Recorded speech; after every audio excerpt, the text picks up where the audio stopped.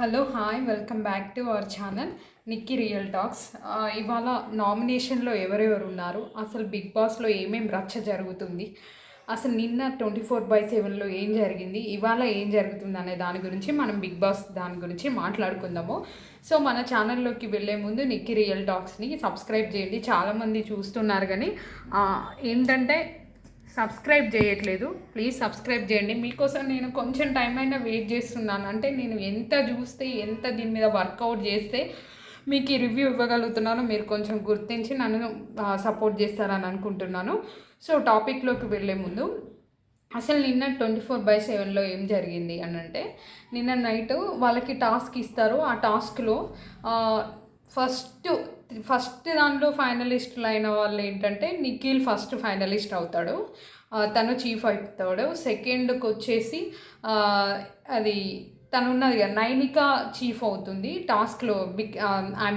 ఇట్లా నడుచుకుంటూ వెళ్ళి అక్కడ క్యాప్స్ పెట్టాలి అని అంటే తను అవుతుంది. థర్డ్ దానిలో ఏమవుతుందంటే యశస్విని అని అంటే వీళ్ళిద్దరూ కలిసి ఎవరినన్నా ఒకరిని ఎంచుకోవాలి అని అంటే నబీల్ యశస్వినిలో యశస్విని ఆ బేబక్కన్ వాళ్ళందరినీ ఫస్టే ఎలిమినేట్ చేసేస్తారు. బట్ 2 ఆప్షన్స్ ఉంటాయి వాళ్ళ దగ్గర, నబీలును యశస్విని గౌడ.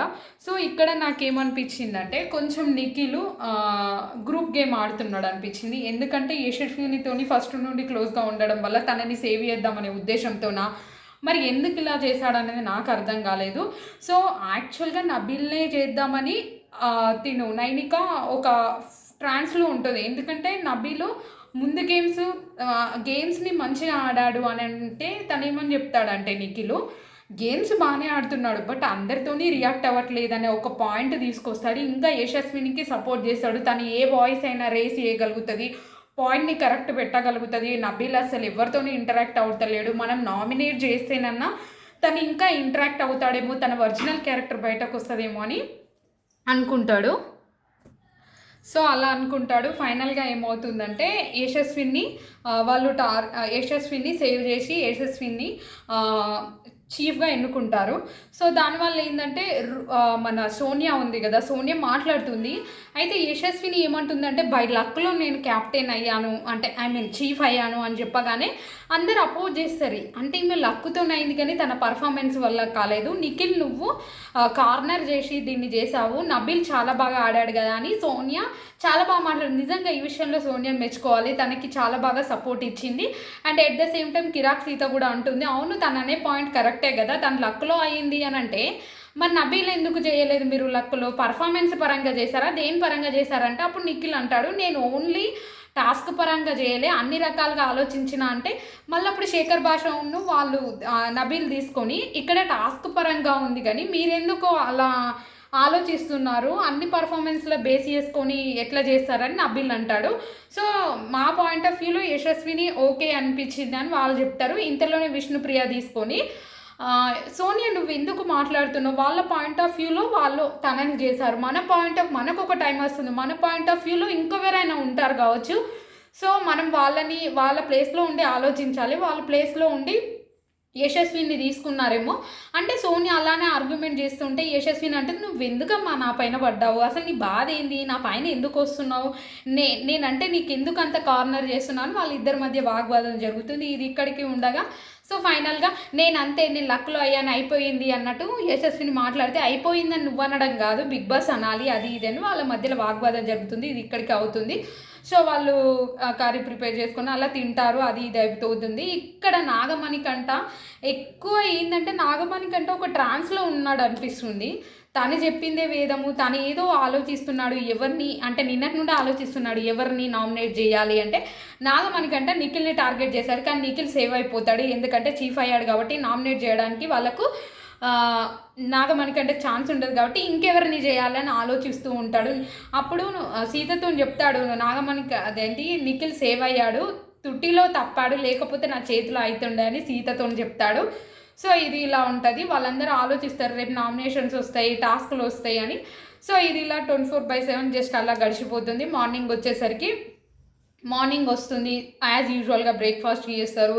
సో వీళ్ళు 3 చీఫ్స్ అవుతారు కదా, వాళ్ళు 3 చీఫ్స్ అవుతారు. ఎవరు? యశస్విని గౌడ, నైనిక. సో నెక్స్ట్ వచ్చేసి నిఖిల్. అయితే నైనిక చాలా బాగా పర్ఫార్మెన్స్, చిన్న వయసు అయినా తను బ్యాలెన్స్ బాగా చేసింది, ఎందుకంటే డ్యాన్సర్ కాబట్టి ఏ గేమ్ అయినా చాలా బాగా ఆడుతుంది.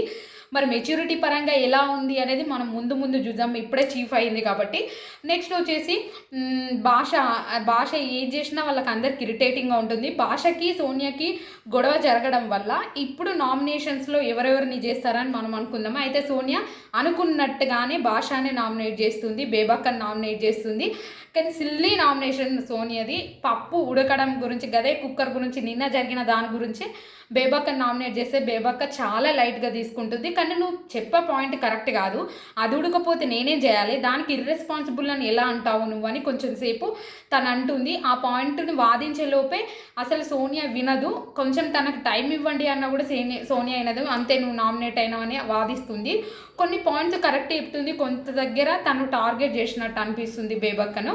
నెక్స్ట్ వచ్చేసి శేఖర్ భాషను చేస్తుంది. శేఖర్ భాషను కూడా మీకు తెలుసు కానీ నిన్న ఫ్రూట్ విషయంలో శేఖర్ భాషను చేస్తా. అయితే దీనిలో కూడా లాస్ట్కి మీరు ఎవరో ఒకరిని నామినేట్ చేయండి అని అంటే యశస్విని గౌడ కత్తి తీసుకుపోయి బేబక్కని నామినేట్ చేస్తుంది. సో ఇలా మనకు నామినేషన్స్ వస్తాయి. అయితే నాగమణికంట ఏంటిదంటే భాషని నామినేట్ చేస్తాడు.